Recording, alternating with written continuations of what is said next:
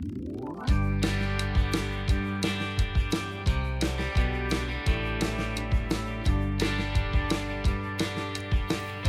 이번 영상에서는 특히 대학생들이, 고등학생도 마찬가지긴 한데, 서술 형식의 보고서라든가 에세이라든가 아니면은 각종 연구조사 보고서를 낼 때 표지를 작성하는 방법을 확인해 보겠습니다.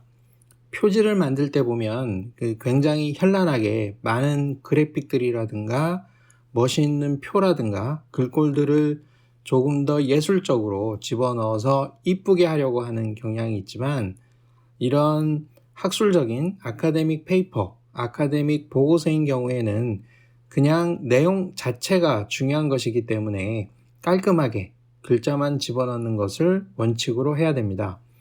보통 쓰는 방법이, 제가 추천하는 방법은 그 미국의 APA 스타일을 따르는 이제 그런 방식인데요. 그거는 이제 또 어차피 미국 방식이기 때문에 한국어 환경에서는 좀 다를 수 있겠지만, 학술 보고서라고 하는 조금은 이제 밋밋하지만 재미가 없더라도 형식을 갖춰서 깔끔한 표지를 만드는 방법을 한번 생각해 보겠습니다. 보통 보고서 페이지는 타이틀 페이지라고도 하게 되는데, 이렇게 미리 본문이 쭉 나열되어 있으면 보고서는 이 본문보다 앞쪽에 있어야 되겠죠. 그러면은 이렇게 엔터를 쳐서 쭉 이거를 이제 내려서 이거를 이제 이 페이지, 두 번째 페이지로 만들고 여기다가 앞에다가 이제 표지를 만드는 이제 그런 방법들을 주로 쓰게 되지만, 여러분들은 이제 그렇게 하지 말고요. 자, 이거를 다시 원위치로 시켜서, 자, 다시 이제 올려놓겠습니다.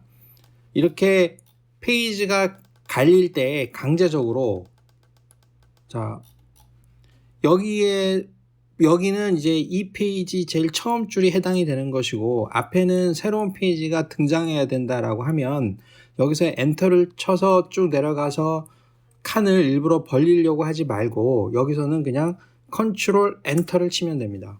컨트롤 엔터를 치면 이 컨트롤 엔터를 친 자리가 두 번째 페이지, 다음 페이지에 처음으로 이동되고, 그 앞에 이렇게 빈 페이지가 형성이 됩니다. 그래서 이런 기능을 쓰고 이제 여기에 표지를 만들게 되죠. 또 표지를 만들 때에는 아까 여기서 만든 문서는 기존에 만들어져 있던 이 문서의 포맷을 그대로 따라가기 때문에, 이 문서의 포맷은, 이 문단의 포맷은 이쪽에 들여쓰기 같은 게 돼 있잖아요. 근데 표지에 들어가는 모든 항목들의 내용들은 들여쓰기가 되면 안 됩니다. 그렇기 때문에 이 경우에는, 자, 들여쓰기를 다 없애고 커서가 이쪽 왼쪽 경계선에서 정확하게 깜빡이는지 이제 확인을 하게 되죠. 그리고 줄 간격은 본문이 180이면 여기도 180이 돼야 되고, 본문의 글꼴이 어떤 특정한 바탕체이면 여기도 똑같은 바탕체가 돼야 돼요. 그래서 제목을 구성하는, 표지에 들어가는 제목을 구성하는 이 문단 모양이나 글자 모양이 본문을 구성하는 글꼴하고 동일해야 됩니다. 그게 원칙이고, 여기서 엔터를 하나, 둘, 세 번이나 네 번 정도 이렇게 쳐주면 돼요. 세 번이나 네 번도 쳐주게 되고, 제목을 입력합니다. 예를 들어서 우리가 하던 거니까 독도의 역사 이렇게 입력을 한번 해보겠습니다. 그러면은 이 제목은 또 제목이니까 당연히 글자가 커야 된다라고 생각하지만, 글자의 크기는 본문하고 똑같이 가는 거예요. 이거를 크게 할 필요가 없습니다. 그 대신 가운데 정렬이 돼야 돼요. 가운데 정렬은 단축키로는 Ctrl Shift C를 눌러도 되고, 여기는 가운데 정렬 버튼을 눌러도 됩니다. 또 한 가지는, 이렇게 제목은 평범한 글꼴이 아니고 이 두꺼운 글씨, 볼드체가 돼야 됩니다. 진하게 Alt Shift B라고 되어 있죠.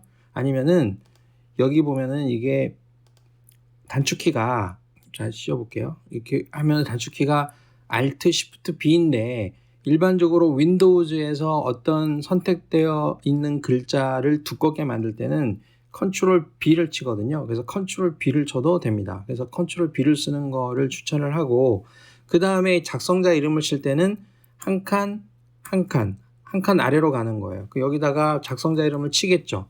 치는데 이 이름이 지금 이것도 두꺼운 글씨니까 두꺼운 글씨가 됐잖아요. 그럼 이거는 두꺼운 글씨가 되면 안 돼요. 더블 클릭해서 이 두꺼운 글씨를 풀어줍니다. 여기를 클릭하거나 아니면 다시 컨트롤 B를 눌러서 두꺼운 글씨가 되지 않도록 만들어줘야 되고, 보고서의 제목을 쓰다 보면 이 제목에 부제가 있거나 아니면은 이거를 이제 영어로 쓰는 경우도 있겠죠. 예를 들어서 여기에 영어로, 자, 이런 식으로 영어로 쓴다. 그러면은 부제를 쓰거나 영어로 쓴다 할 경우에는 줄을 바꿔서 두 줄로 써도 됩니다. 두 줄로 써도 되는데, 위에가 두꺼운 글꼴이니까 아래도 두꺼운 글꼴을 해주는데, 자, 이거를 전체를 다 대문자로 쓰거나 이렇게 하면 안 되고, 이런 이제 전치사죠. 이 전치사가 시작되는 부분만 소문자로 하고, 나머지 주요어들은 이렇게 대문자로 해주는 이런 형태의 모양으로 제목을 만들어야 돼요. 그 다음에 한 칸 띄고 작성자 이름을 쓰는데, 자, 이 경우에 여러분들이 이제 이런 과제를 제출할 때에는 이름만 써서 제출하는 경우도 있지만,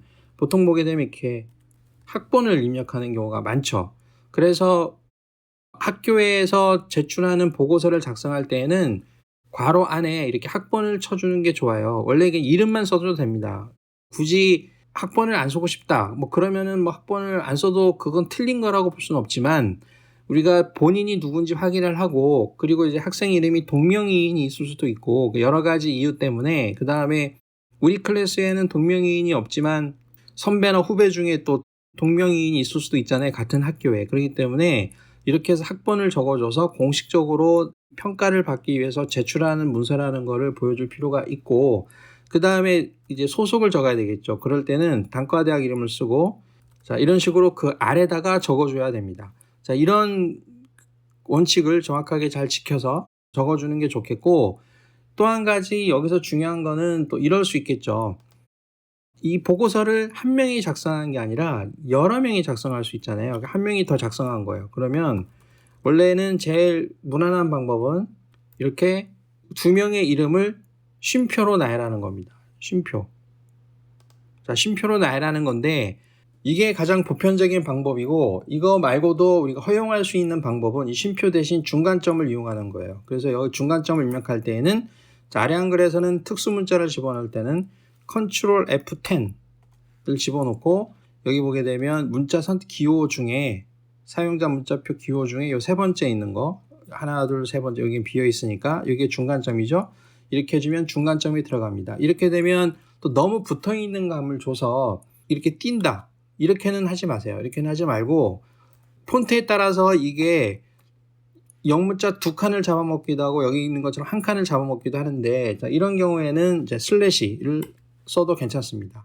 그 슬래시인 경우에는 편의상 시각적인 보정을 위해서 앞뒤로 한 칸씩 띄워도 됩니다. 자, 이런 식으로 적어주게 되면 이름이 정확하게 구분이 되는데, 가장 간결한 거는 그냥 쉼표를 쓰는 거예요. 근데 쉼표를 쓰는 게 재미가 없다 하면은 이제 여러 가지 방법으로 이제 쓸 수 있는 요령들이 있으니까 선택적으로 활용을 하면 되고, 자, 그 다음에는 이럴 수 있죠. 이 학생하고 이 학생이 같은 학과면은 학과를 이렇게 하나만 쓰면 되는데, 이 학생하고 이 학생이 소속이 달라요. 그런 경우가 있겠죠. 자, 그런 경우에는 또 어떻게 하냐 그러면, 자, 이 아래에 있는 학생은 예를 들어서 이렇게 달라질 수 있습니다. 그러면은 이렇게 소속을 아래 위로 두 개 적어줍니다. 그러면 앞에 있는 사람이 첫 번째 거고 뒤에 있는 사람이 두 번째 거고 이렇게 하는 게 아니라, 여기다가 번호를 달아주는 거예요. 1, 2 이렇게 달아주고, 여기다 1, 2 이렇게 달아주고, 자, 앞에 있는 1, 자, 이거는 자, 작은 첨자로 만들어야 됩니다. 그러니까 그 위첨자라고 그래서 어깨 글자로 만들어줘야 되는 거예요. 그래서 글자 모양에 들어가서, 자, 이거를 이쪽에 위첨자로 만들어주고, 똑같이 그렇게 돼 있죠. 여기도 다시 글자 모양에 들어가서 위첨자로 만들어줍니다. 그 다음에 여기도 다시 들어가서 같은 계열로 만들어줘야 되기 때문에 여기도 위첨자로 만들어주고, 자, 이런 글자들을 중간중간에 많이 써야 되기 때문에 글꼴이 10인 경우에는 이런 글자들이 좀 작게 보여서, 그래서 전반적으로 11이나 12 정도 쓰는 게 사실은 좋은 거예요. 일반적인 글꼴의 크기를. 자, 이런 식으로 적어줘야 됩니다. 이런 식으로 적어주게 되면 위에 있는 이름 중에 얘가 1번 소속이 되고 얘가 2번 소속이 되는 거예요. 자, 이렇게 했을 경우에는 3명인 경우에도 해당이 되겠죠. 3명인 경우에도. 자, 이렇게 하면은 앞에 있는 글꼴의 모양을 그대로 따라가기 때문에 문제가 되겠죠. 자, 그런 경우에는 자, 여기를 클릭을 해서 Alt C를 누른 다음에 글자 모양을 선택해서 복사를 하고 해당 부분을 영역을 씌운 다음에 이렇게 블록을 씌워서 Alt C를 다시 눌러주게 되면 이 모양하고 똑같은 모양이 되죠. 자, 이런 거는 반드시 잘 알아두기 바랍니다. 자, 이렇게 해서 입력을 하잖아요.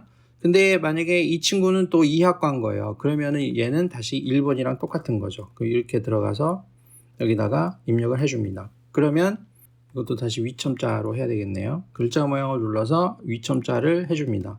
그러면 자, 1번은 이 소속이 되고 2번은 이 소속이 되는 거예요. 우리가 저기 그 팀 프로젝트 같은 걸 해서 여러 명이 공동 작업을 해서 제출할 때에는 이름을 이런 식으로 적어주면 됩니다. 이런 식으로 적어주게 되면 사람이 아무리 많아도 이런 형태로 적어주면 되고 소속이 다 다르면 그 소속의 숫자만큼 개수만큼 이 라인이 만들어지면 되는 겁니다. 자, 그 다음에는 밑에 또 뭐가 들어가느냐, 과목 이름이 들어가야 돼요. 예를 들어서 이게 한국사다. 그러면 한국사라고 쓰는데 보통 보면 이렇게만 써도 괜찮지만 우리 쓰는 것 중에 그런 게 있죠. 이 교과목 번호라는 게 있잖아요. 뭐 101 이렇게 할 수도 있고 뭐 102 학교마다 쓰는 방법이 좀 다르고 할 수도 있으니까 102.3 뭐 이런 식으로 교과목 번호가 있어요. 그러면 교과목 번호도 반드시 이렇게 앞에 적어주는 게 좋습니다. 이거를 빼도 상관은 없어요. 보기엔 상관없는데 원칙을 얘기하자면 이렇게 교과목 번호를 넣어주는데 자, 이 경우에도 앞에 이렇게 콜론 같은 거를 해주기도 하고 하지만 이렇게 안 써줘도 교과목 번호인 줄을 다 압니다, 사람들이. 근데 교과목 이름 자체에 숫자가 들어갈 수도 있겠죠. 20세기 뭐 이런 식으로 숫자가 들어가면 이 구분이 좀 안 될 수도 있으니까 여기에 콜론을 달거나 자, 이렇게 대괄호를 넣어주게 됩니다.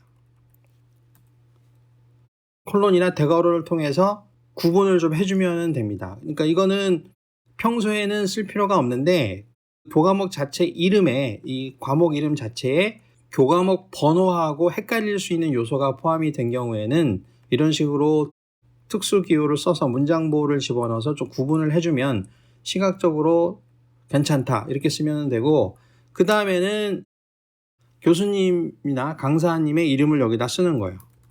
담당이 누구냐. 그럼 여기다가 이런 식으로 이렇게 어떤 직함을 정확하게 그 사람 직함을 알고 잘 써야 됩니다. 여기서 잘못 쓰면 안 돼요. 이런 거는 결례가 될 수 있습니다. 그리고 님자 이런 거는 붙일 필요가 없습니다. 굳이 뭐 이거를 썼다고 해서 안 쓴 거보다 쓴 거를 더 기분 나쁘게 생각하진 않겠죠. 근데 여기다가 굳이 님자를 쓸 필요는 없어요. 담당자의 이름, 담당 강사의 교수자의 이름을 여기다가 적어 놓고 제일 마지막에는 자, 이렇게 날짜를 적는 거예요. 이거는 며칠자에 숙제를 냈느냐가 될 수도 있고 제출일자가 될 수도 있고 작성일자가 될 수도 있죠. 그럼 이거를 정확하게 내가 하려고 그러면 여기다가 예를 들어서 작성일자 이렇게 적어줘도 되고, 그 다음에 콜론을 쓸 때는 이 앞에 자자하고 정확하게 이렇게 붙어야 돼요. 중간에 사이띄기가 있으면 안 돼요. 아니면은 제출일자 이런 식으로 적어주면 되죠. 그 다음에 이런 날짜를 쓸 때는 여기다가 연, 월, 일 이런 식으로 연월일을 글자 자체를 정확하게 이렇게 적어주는 경우도 있는데 이건 틀렸다고 볼 수는 없지만 점으로 찍으세요. 점으로 찍는 거를 원칙으로 하겠습니다. 이렇게 하는 거는 다른 영상에서도 얘기한 적이 있지만 우리가 보통 이제 공문서를 작성할 때는 연, 월, 일이라는 글자를 생략하는 게 기본 원칙입니다. 자, 우리나라 정부에서 행정안전부에서 정한 행정 업무 운영 편람이라는 게 있는데요. 이거는 매년 나오는 건 아니고 가장 최근에 나온 게 2020년이고요. 그 전에는 2018년에 나온 자료고, 여기에 보면은 공문서의 작성 및 처리하고 관련해서 문서의 작성 기준이라는 게 있어요. 여기에 중간에 보게 되면 2번의 날짜, 여기서 0은 우리가 다른 영상에서도 봤던 그 행정 효율과 협업 촉진에 관한 규정, 그거를 0이라고 써요. 뭐 더 좋은 표현이 있을 텐데 아무튼 뭐 정부에서 이런 규정을 지칭할 때는 또 이런 식으로 0 이렇게 해서 많이 씁니다. 그래서 이 행정 효율과 협업 촉진에 관한 규정을 그거를 잠깐 보면은 여기에 보게 되면 이런 표현이 있는데 이걸 본 다음에 제가 설명을 드릴게요. 자, 여기에 제 7조 5항에 보게 되면 숫자를 쓰는데 날짜를 쓸 때는 여기 나와 있는 것처럼 2021.12점 그러니까 12점 앞에도 사이뜨기가 없으면 안 되죠. 띄워야 돼요. 연월일을 한 타씩 띄우고 써야 되고 그 다음에 0906 하는 표기도 굳이 쓸 필요가 없습니다. 그리고 연월일이라는 글자는 쓰지 않습니다. 이게 원칙이에요. 그러니까 이 원칙에 따라서 우리도 회사에서 공문서를 쓰든 여러분들 보고서를 쓰든 학교에서 숙제를 쓰든 연도를 표기할 때는 2021.12점 12점 이런 식으로 쓸 수 있도록 해야 돼요. 중간에 슬래시를 쓰거나 이렇게 하지 말고 공문으로 쓸 때는 보고서를 쓸 때는 반드시 이런 식으로 쓰고 참고로 시간을 표현할 때도 오후 3시 20분처럼 12시각제로 쓰는 게 아니라 12시각제로 쓰는 게 아니라 24시각제로 씁니다.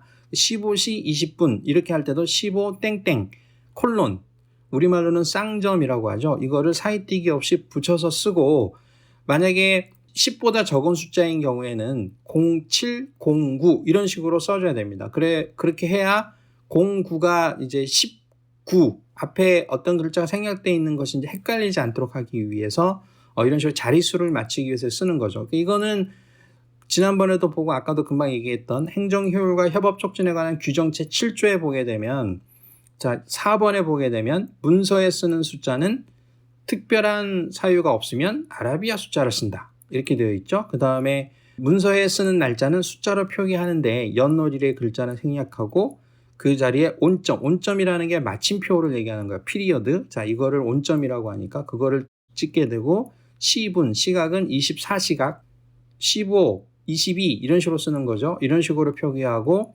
시분의 글자는 보통 이제 생략을 하는 경우가 많고 그 다음에 그 사이에 쌍점이라고 하는 건 콜론이죠. 자, 이거를 쓰게 되는데 그래도 내가 뭐 특별하게 다른 모양으로 쓸 필요가 있다.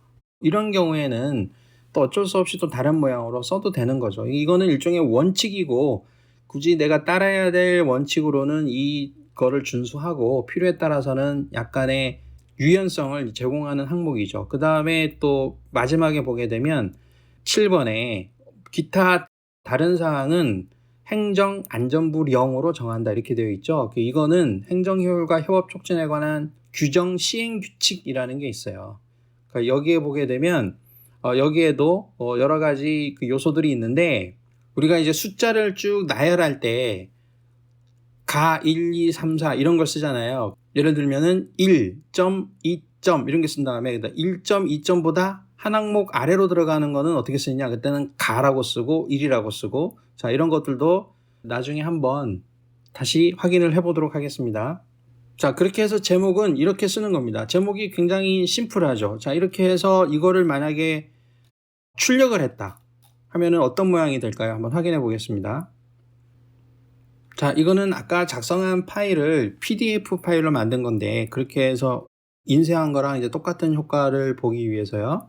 자 이 경우에도 보게 되면 자 이런 식으로 문서가 만들어지는 거예요. 이게 전체적으로 이런 모양으로 우리가 그 내용을 볼 수 있기 때문에 뭔가 시각적으로 화려하진 않지만 좀 전문적이면서도 깔끔한 모양을 갖게 됩니다. 그래서 여러분들이 표지는 이런 식으로 작성을 하고 또 한 가지 표지를 좀 예쁘게 꾸미기 위해서 이렇게 사진 같은 거를 위아래로 넣거나 뭐 학교 로고를 넣거나 이런 경우들이 있죠. 그런 것도 넣는 거는 괜찮아요. 그런 거를 또 좋아하는 경우도 있기 때문에 넣는 거는 괜찮은데 너무 복잡하지 않게 그러니까 수업하고 관련된 어떤 상징적인 이미지를 위쪽이나 아래쪽에 그때는 좀 약간 내려야 되겠죠. 그때 넣거나 아니면 학교 로고 같은 거를 넣거나 뭐 이런 거는 괜찮은데 여기다가 무슨 백두산 천지의 전경을 넣거나 이런 이상한 짓은 하면 안 돼요. 그런 거는 보고서를 전문적으로 보이는데 방해 요소가 될 수 있습니다. 그렇기 때문에 자 절대로 이런 식으로 하지 말고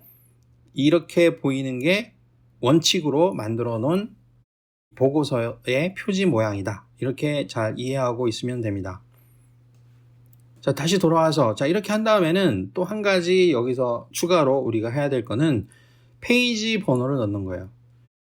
보통은 우리가 책을 만들거나 이럴 때는 원래 표지는 페이지에 카운트하지 않아요. 그러니까 책이 100페이지짜리다. 그럼 표지는 제외하고 카운트합니다. 근데 이런 보고서인 경우에는 표지도 첫 페이지로 인정을 해야 됩니다. 그렇기 때문에 여기서부터 이제 1페이지, 2페이지 번호를 넣게 되는데 MS 워드인 경우에는 페이지 번호를 넣게 되면 이쪽에 자동으로 들어가요. 원래는. 근데 우리 한글 문서나 아래 한글인 경우에는 요 가운데 중앙에 일자가 들어가야 됩니다. 자, 이런 경우는 어떻게 하느냐? 그럼 여기다가 어떤 페이지에 경계가 있고 이 아래쪽에다가 자동으로 페이지 번호가 들어가야 되겠죠. 그러니까 이런 걸 하기 위해서는 자, 이쪽에 쪽에 보게 되면 쪽 번호 매기기라는 게 있어요. 그러면 이 중에 어떤 걸로 해줄까라고 물어봅니다. 그러면 가장 기본적인 모양은 요 아래쪽에, 여기는 동그라미는 요 위치예요. 이렇게 하면 위쪽, 왼쪽, 위쪽, 가운데 이런 식으로 이건 위치고, 이렇게 하면 쪽 번호가 없는 거고, 그럼 굳이 이걸 쓸 리가 없죠. 이렇게 하면 이쪽에 들어가는데, 자, 모양은 1이라고 있고 줄표가 들어가는 거예요. 쪽 번호도 이런 다양한 모양으로 넣을 수 있는데 숫자가 들어가는 게 원칙이고, 줄표를 예전에 많은 한국어 문서에서는 이 줄표를 넣는 게 원칙이었는데 지금 이거 넣지 않습니다. 넣지 마세요. 이렇게 놓고 시작 번호는 우리가 이제 파일을 여러 개 만들어서 자, 이번 파일은 10페이지부터 시작한다. 그러면 여기를 이제 10으로 바꿔주면 되는 거거든요. 근데 여기는 이제 처음으로 시작하는 거니까 1이라고 넣는 거예요. 그렇게 해서 넣기를 누릅니다. 그러면 아래쪽에 자동으로 1이라고 들어가고 여기 2페이지에 가보면 여기 2라고 나오죠. 자, 이런 식으로 해서 페이지 번호를 자동으로 넣어주면 됩니다. 그러면 페이지가 늘어나면 이게 자동으로 들어가겠죠. 그러면은 요 1이라고 하는 숫자는 제일 아래에 가운데다가 적어주는 게 원칙이에요. 또 하나 이제 다시 한번 확인을 해보게 되면 자, 이쪽에 꼬릿말에 그 쪽 번호가 들어가긴 했는데 여기에 우리가 이제 어떤 형태로 페이지를 넣을 수 있냐 하면은 자, 이 부분을 이제 지워 볼게요. 그러면 쪽 번호에서 얘를 없애버리면 이게 물론 없어지는데 자, 이번에는 다르게 한번 넣어볼 겁니다. 아래 한글에서 하는 방법으로 자, 머릿말 꼬릿말을 넣어보겠어요. 그러면은 꼬릿말을 넣을 건데 모든 쪽에 자, 이 페이지는 뭐 양면으로 인쇄하거나 양면을 펼쳐서 보는 게 아니기 때문에 모두 양쪽으로 하고 그 다음에 가운데 쪽 번호를 넣는 거예요. 자, 지금 그러니까 쪽 번호를 넣을 때 여기에서 선택할 수 있는 거예요. 아까 다시 자, 여기에서 넣을 때는 딱 정해져 있는 게 요 정도였지만 이거를 좀 더 섬세하게 하기 위해서 쪽을 누르고 머릿말 꼬릿말을 누르고 이 중에 가운데 쪽 번호 같은 거를 했다. 이렇게 하면 들어가죠. 이런 식으로. 여기서 내가 선택할 수 있는 거예요. 근데 제일 많이 하는 거 기본적인 건 꼭 이걸로 하라 그랬죠. 쪽 번호 모양은 여기 있는 여러 가지 숫자 모양 중에 하나 선택하는 거고 자, 만들기를 눌러요. 그러면은 자, 이거는 머릿말에 들어간 거고 다시 요거를 쪼개서 여기 꼬릿말을 눌러야 되는데 자, 이렇게 해서 다시 그럼 이쪽에 들어가죠. 그러면 이 안에 들어가서 아까처럼 이렇게 필요하면 줄표를 해주는데 이렇게 할 필요가 없다 그랬죠. 여기서 하나 이제 추가할 수 있는 거는 아까처럼 해도 되고 간단한 거니까 이렇게 해도 되는데 이걸 하기 위해서 제가 이거를 뽑아 넣은 건데 이 중에 이런 거를 하려고 하는 거죠. 여기에 보게 되면 상용구라는 게 들어가요. 그러니까 일반 본문을 클릭하면 이게 빠져나오면 본문이고 이 안에를 다시 편집하기 위해서 여기를 더블 클릭하면 이 꼬리말 안으로 들어오게 돼서 위에 있는 그림들이 바뀌게 되는데 이 중에 자, 상용구 중에 여기 보게 되면 전체 쪽수라는 게 있죠. 자, 이렇게 누르면 2라는 게 자동으로 들어가고 여기다가 하이픈을 넣겠습니다. 그러면 이게 전체 이쪽 중에 1페이지다 이런 말이 되는 거죠. 닫아서 보게 되면 자, 2페이지에 2다. 그럼 한 페이지가 더 늘어나면 3페이지에 2다. 이런 식으로 또 바뀌겠죠. 그러니까 이런 조판부호라 그래요. 특수하게 이거는 내가 2라고 실제로 입력한 게 아니라 컴퓨터가 자동으로 전체 페이지 번호를 자기가 판단을 하고 2라는 숫자를 넣어주는 거죠. 이 1이라는 숫자도 마찬가지고 이거를 수동으로 하려고 하지 말고 내가 보고서가 좀 길어지는 경우 있잖아요. 보통 5페이지 이상이다. 3페이지에서 5페이지 이상이면 그냥 지금 현재 페이지 하나만 보여주는 형태로 하지 말고 전체적으로 이렇게 전체 페이지를 보여주고 빼기를 쓰고 하이픈을 쓰고 현재 페이지를 보여주는 모양으로 만들어주는 것도 굉장히 좋습니다. 이렇게 되면은 읽는 사람이 이건 몇 페이지까지 있겠구나 이런 거를 파악하기가 쉽겠죠. 자, 이런 규정들도 아까 봤던 이 시행규칙에 보게 되면 이런 내용들이 있는데 여기 보게 되면 쪽번호라는 게 있어요. 여기도 보게 되면 쪽번호는 자 1, 2, 3, 4 이렇게 쓸 수도 있고 4-1, 4-2 자 이런 식으로 써도 된다 이런 게 있잖아요. 그렇기 때문에 자 이런 규칙에 의해서 이런 규칙을 따라서 내용들을 써주는 것도 이제 좋겠죠. 그래서 표지를 만들고 그 다음에 페이지 번호를 집어넣는 방법에 대해서 확인을 해봤습니다.